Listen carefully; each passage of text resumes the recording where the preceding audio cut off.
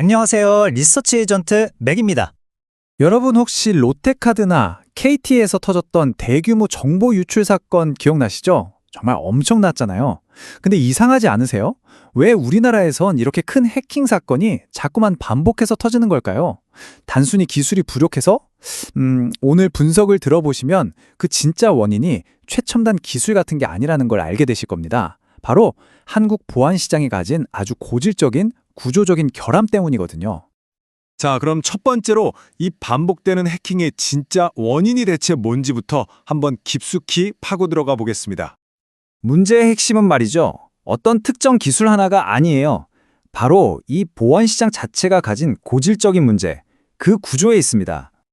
이 그림을 보시면 바로 이해가 되실 텐데 우리나라 보안 시장의 공급망이 좀 특이합니다.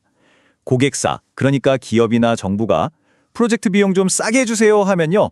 삼성 SDS 같은 대형 SI 업체가 저희가 제일 싸게 해드릴게요 하면서 사업을 따내요.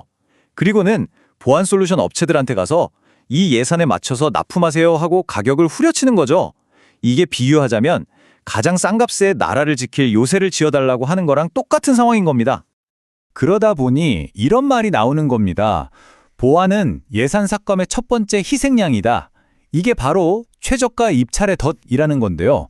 SI 업체 입장에서는 당연히 이윤을 남겨야 하니까 보안 솔루션의 성능보다는 가격표를 먼저 보게 되죠. 결국 어떻게 되겠어요? 실질적인 방어 능력은 뒷전이고 우리도 보안 시스템 있어요 하는 구색 맞추기용이 되는 겁니다. 튼튼한 요새가 아니라 그냥 겉모습만 그럴듯한 뭐랄까 종이 요새가 되는 거죠. 그리고 이게 한번 시작되면요, 정말 치명적인 악순환으로 이어집니다. 보안 기업들은 돈을 못 버니까 당연히 R&D에 투자할 여력이 없겠죠?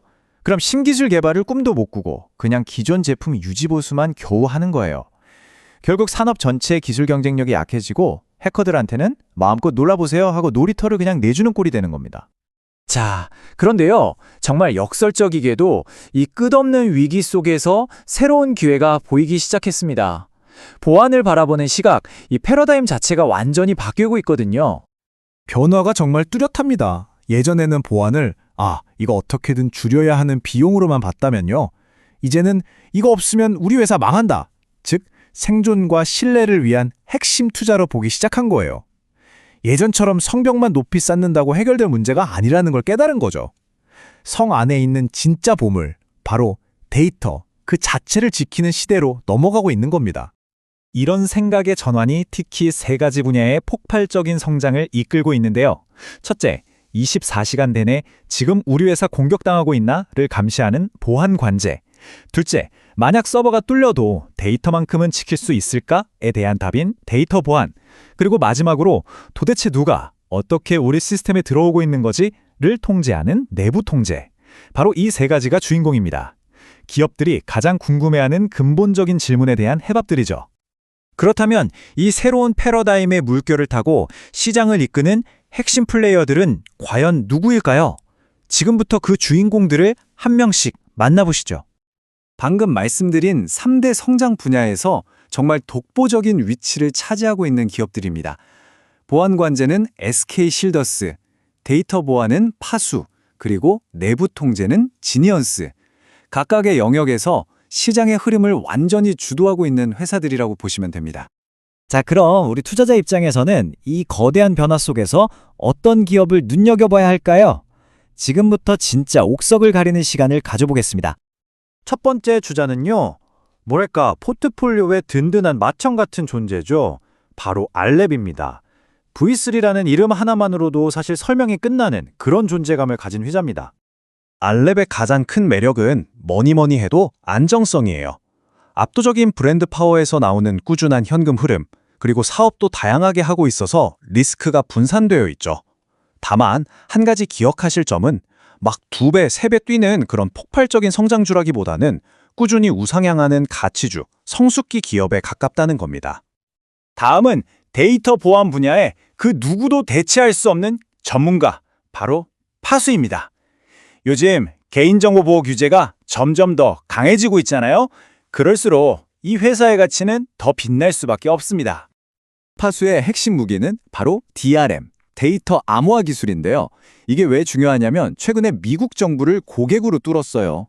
이건 정말 대단한 거거든요. 본격적인 해외 성장 스토리가 이제 막 시작됐다는 게 핵심 투자 포인트입니다. 물론 이 핵심 기술 하나에 대한 의존도가 높다는 건 동전의 양면처럼 항상 생각해야 할 부분이긴 합니다. 이번엔 국내 시장에 거의 절대 강자죠. 진이었습니다. 아무나 들어오지 마세요. 허가된 사람만 들어오세요. 하고 네트워크의 문을 지키는 문지기 같은 역할을 하는 회사예요.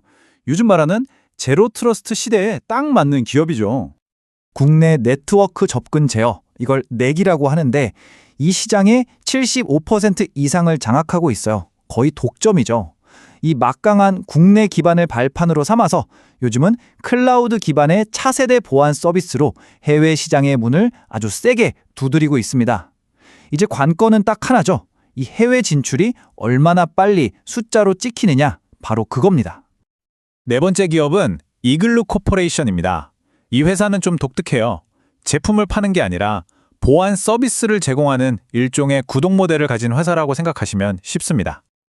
그래서 이글루의 가장 큰 장점은 매출이 굉장히 안정적이라는 거예요.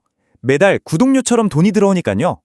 여기에 AI 기술을 더해서 위협을 미리 예측하는 능력까지 갖췄죠. 다만 보안 관제라는 사업 자체가 결국엔 사람이 하는 일이다 보니까 인건비 부담이 좀 있어요. 이 부분이 수익성에 어떤 영향을 미치는지 잘 따져봐야 합니다. 자, 마지막으로 소개해드릴 기업은 통신 인프라의 숨겨진 강자, 윈스입니다. 우리가 매일 쓰는 인터넷, 스마트폰 통신망 있잖아요. 그 뒤에서 보이지 않게 보안을 책임지는 아주 중요한 핵심 플레이어입니다.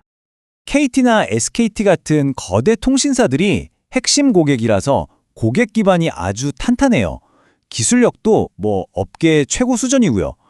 딱 한 가지 리스크를 꼽자면 이 통신사들이 설비 투자를 늘리느냐, 줄이느냐에 따라서 실적이 좀 왔다 갔다 할 수 있다는 점, 이 부분은 체크해 두셔야 합니다.